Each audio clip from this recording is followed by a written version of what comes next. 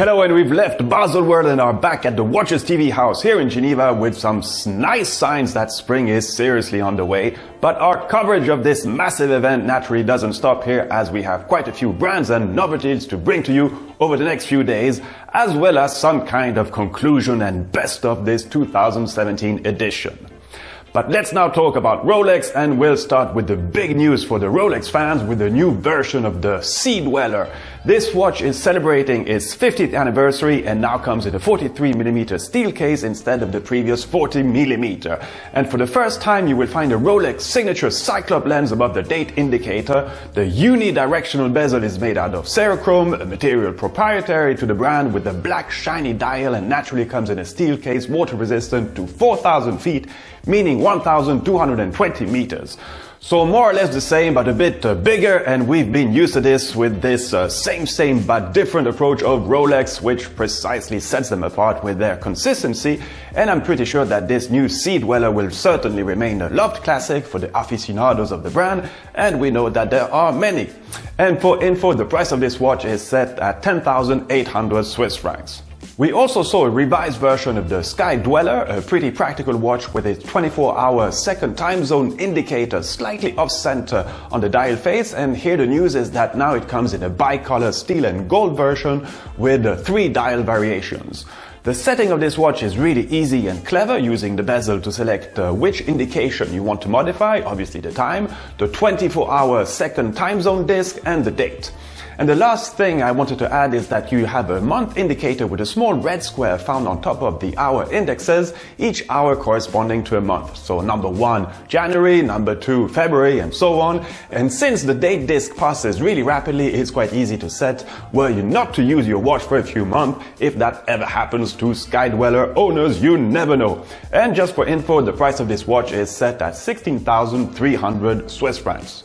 Rolex also presented a revised Yacht Master II, and yes, it's totally different, as it now has a small triangle feature at 12 o'clock and slightly different hands. Okay, joke aside, apart that it's not a joke, that was really the novelty, but since I never demonstrated this watch on the Watches TV, this was the perfect occasion to do so. Because it's also a rather clever watch for people participating at regattas, or probably more likely people that want to have a mechanical 10-minute countdown watch in case your iPhone timer function is out of order. You see what I mean? Well, anyhow, I like sailing, and I like the idea that mechanically programmed objects still exist in our ever more digital world. So here we go for the demo.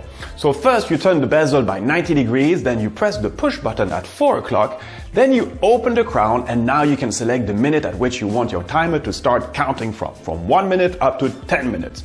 So once this is set, you screw back the crown and you're ready to start your countdown by pushing the button at 2 o'clock, like on any ordinary chrono. And if, for instance, you misjudge when to press this, well, you can restart it again on the go, as it works a bit like a flyby chronograph by simply re-pushing the pusher at 4 o'clock. And still in the Yacht Master collection, we have to talk about this 40mm gem set version, because this watch stirred quite a lot of debate during Baselworld.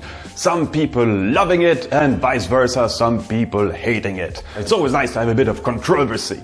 So anyhow, the bezel of this watch is composed of 32 colored sapphire stones, 8 green Tsarovit stones, and a special triangle cut diamond at 12 o'clock.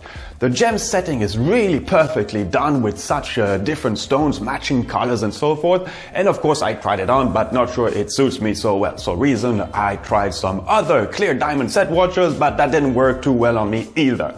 So coming back on this watch, I just wanted to mention that it's not part of the regular collection, and it's available only on special orders. Okay, so let's go back on more classical Rolex territory with the introduction of 3 new Daytona chronograph in yellow, gray, and what the brand calls ever rose gold, something also proprietary to Rolex. So each of these watches come with the matching dials and the very soft and comfortable Oyster Flex rubber strap, which incorporates some titanium parts inside of it in order to maintain a bit of extra rigidity.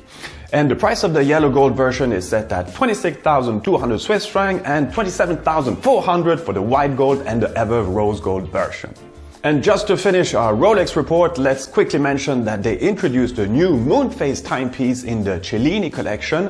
This watch comes with a white lacquered dial and leather strap, and the moon phase module is astronomically accurate for 122 years. Okay, I guess that when people buy their first Rolex, this is probably not their first choice, but it's a nice, classic and elegant watch, I must say, and comes at a price of 25,500 Swiss francs for this ever rose gold cased watch.